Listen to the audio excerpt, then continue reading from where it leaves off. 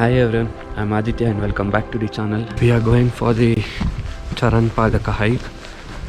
It is around 5:45 and we are just starting from our hotel. Our hotel owner told there will be daylight at 5:30, but it's still dark. But I can see amazing views of snow. I'm pretty sure you can't see. So there are two routes to Charan Padaka. One is right behind the temple, another route is somewhere from the middle of the city. We wanted to go there because we'll get the whole view of the mountains, but we don't know the path and it's dark. So we thought while coming down we'll take that path. Right now we'll go with the well-known path which is behind the temple. That is very close to the mountain and you won't be able to see any views. So that's why right now, sorry, it's cold, I don't know what I'm talking, but yeah, that's why we didn't want to take that route. We asked someone, he told it is longer route and so on. I won't be able to shoot much unfortunately because it's dark, so I'll update you whenever I can.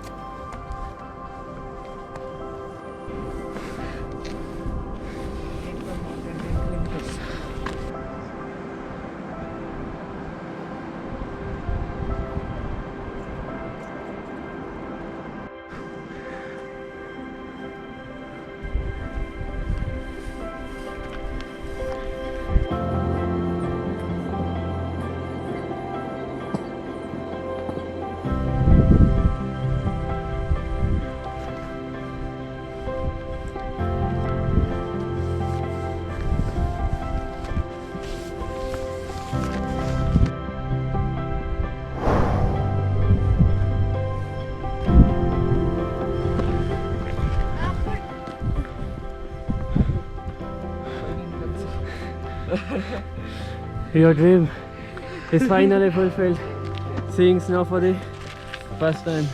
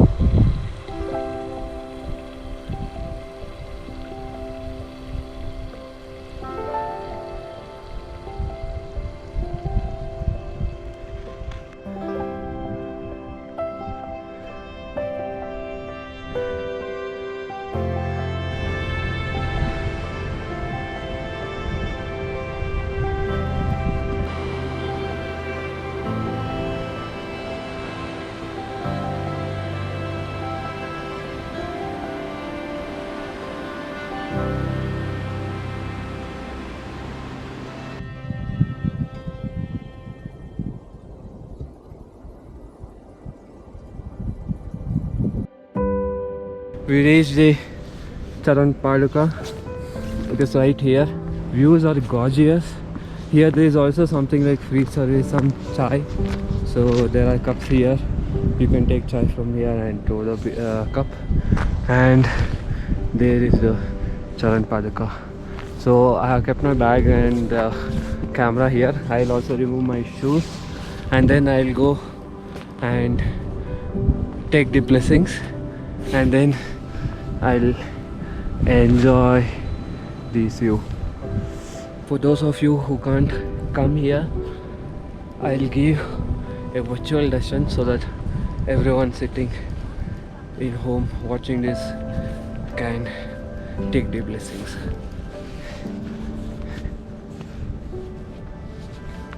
According to the legend, Lord Vishnu left his heavenly abode Vaikunta and first set foot on this very boulder when he arrived on earth.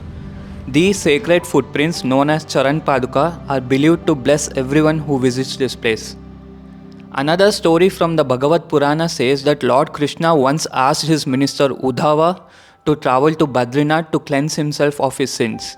Uddhava is believed to have carried Lord Vishnu's Charan Paduka with him, and it is said that these footprints mark the divine presence. Charan Paduka is located at an altitude of around 3,380 meters or about 11,000 feet above the sea level. And from here, you also get a stunning view of the Nilkant peak rising majestically from the Narayan Parvat. Just before reaching Charan Paduka, there is another hidden gem, Gupta Ganga. As the name suggests, it means hidden Ganga. The water here flows quietly through the rocks almost as if it's disappearing and reappearing along the way.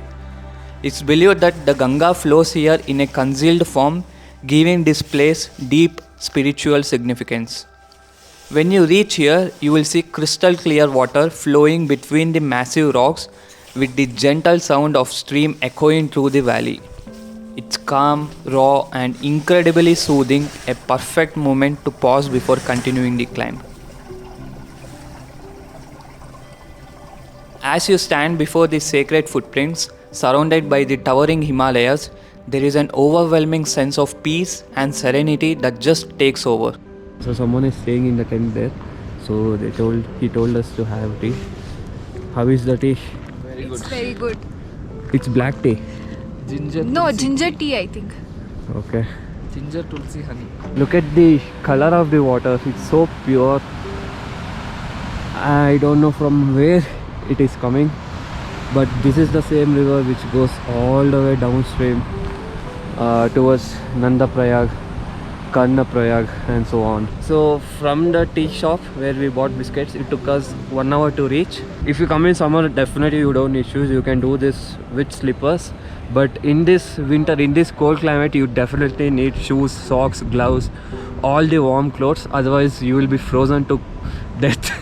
Because when we left the shoes and went to visit the Pada, everything froze, especially our feet. At least we had gloves on, but our feet froze. And since it is at a higher altitude, I think it will be difficult for elders because you have to take in the oxygen, and the oxygen level is lesser here. The current plan is we'll go to hotel, have breakfast and go to the Mana village, and from there we'll go to Oli. On the way there is Hanuman Chatti, so we'll go there also. So that's the plan, and yeah, it's time to go back now.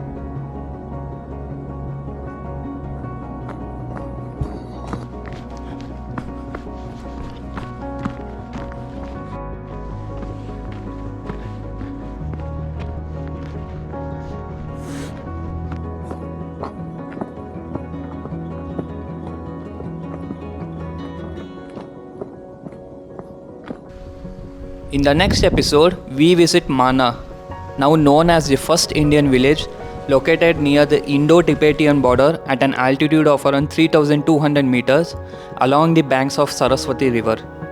This place is rich in mythology and history. You will find Vyasa Gufa, where sage Vyasa is believed to have composed the Mahabharata, and just nearby is Ganesha Gufa, where Lord Ganesha is said to have written it. It's also believed to be the origin of Saraswati River, which flows peacefully through the valley. After exploring Mana, we continue our journey towards Oli, where we halt for the day. Stay tuned.